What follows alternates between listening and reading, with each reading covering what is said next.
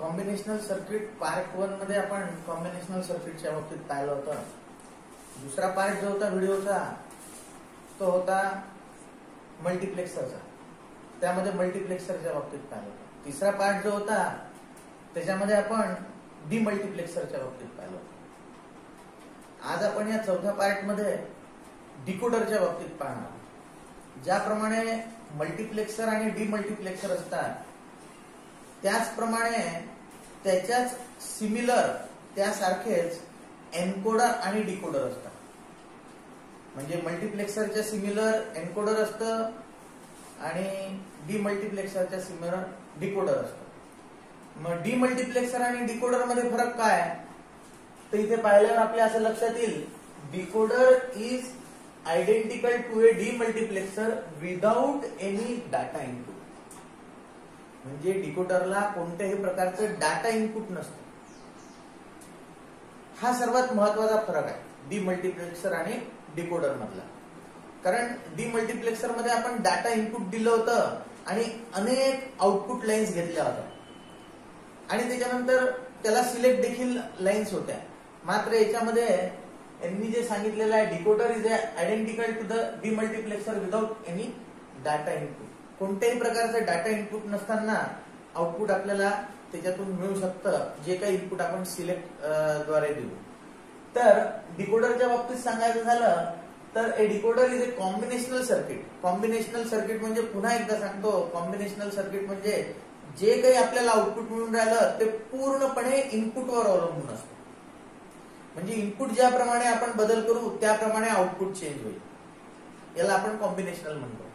नंतर मग पुढे मी सिक्वेन्शियलच्या बाबतीत सांगेलच तुम्हाला त्याच्यातला फरक. त्याच्यामध्ये सांगितलेलं आहे, a decoder is a combinational circuit that has n inputs to a maximum n is equal to 2 raised to power n output.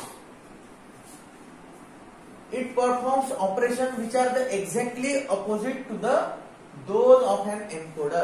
Encoder आता पुढचा टॉपिक जो आपण पाहतो एन्कोडरच पाहू. त्याच्यामध्ये जे सांगितलेलं आहे त्याच्या एक्झॅक्ट उलट जे फंक्शन असते ते डिकोडर मध्ये असते. हे झाली डेफिनेशन.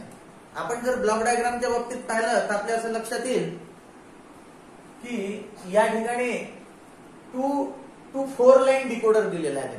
जसं आपण डीमल्टिप्लेक्सर मध्ये सांगितलं होतं तर या ठिकाणी 2 to 4 लाईन डिकोडर. इथे ए बी दिलेले आहे इनपुट्स आणि याच्यापैकी आउटपुट मध्ये कोणती इनपुट लाईन ही मिळेल आपल्याला हे दाखवलेलं आहे त्यांनी.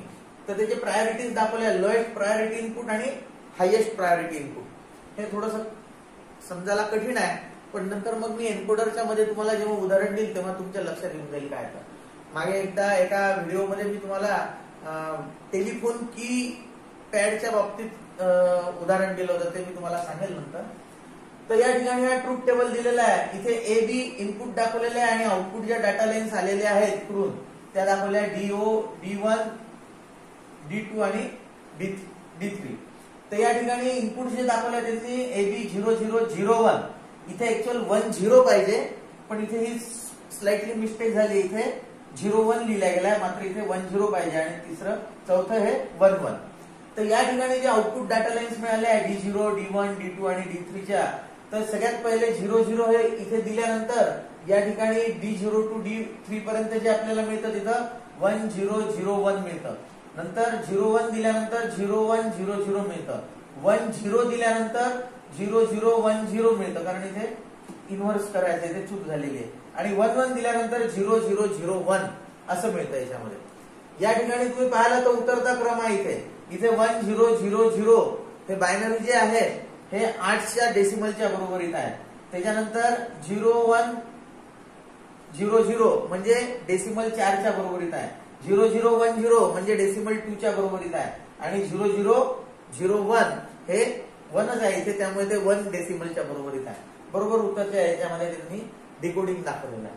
आता हे तर पाहिलं आपण ब्लॉक डायग्रामच्या बाबतीत, पण या ब्लॉक डायग्रामच्या आतमध्ये कोणती लॉजिकल डायग्राम असते हे आपण आपल्या हे लक्षात येईल की या ठिकाणी 4 अँड गेट्स दाखवलेले आहेत. इथे 2 इनपुट ए बी दाखवलेले आहे.